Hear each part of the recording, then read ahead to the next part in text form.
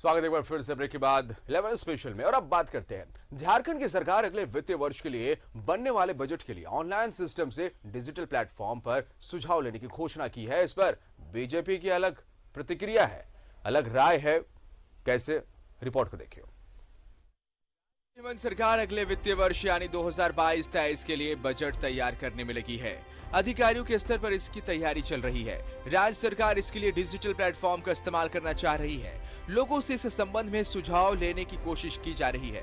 Budget कैसा हो, सरकार की प्राथमिकताएं कौन कौन सी हो, योजनाएं ठीक से चल रही या नहीं, इन पर सुझाव मांगे जा रहे हैं। बीजेपी विधायक दल के नेता बाबूलाल मरांडी ने कहा कि राज्य सरकार विधानसभा या उसके बाहर जो घोषणा करती है उन्हें पूरा नहीं कर पाती है। ये सब महज लफ्फाजी है।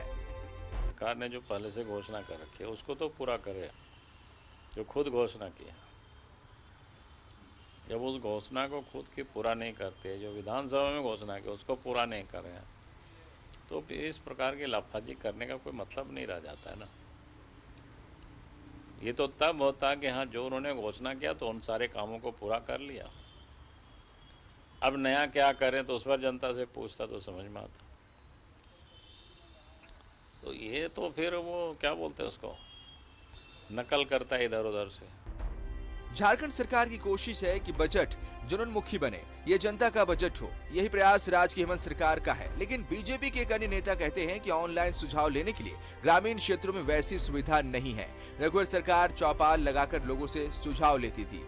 ऐसी कोशिश इस सरकार को भी करनी चाहिए।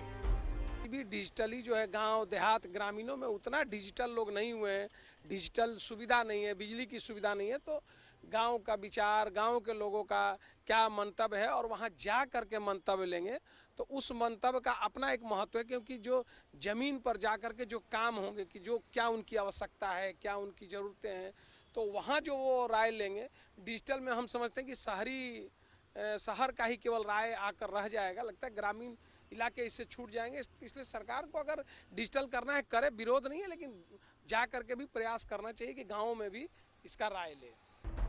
सरकार अगले साल के लिए बजट बनाने में जुटी है। इस बार भी पिछले साल की तरह आउटकम बजट बनाया जा रहा है। इस बार 14 विभागों के आउटकम बजट बनाने की तैयारी है। वित्तीय वर्ष 2021-22 में 11 विभागों के आउटकम बजट बने थे।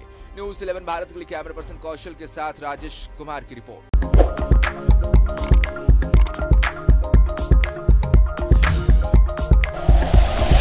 Like and share videos, subscribe करें हमारा चैनल और प्रेस करें बेल आइकॉन। न्यूज़ 11 भारत, सच है तो दिखेगा।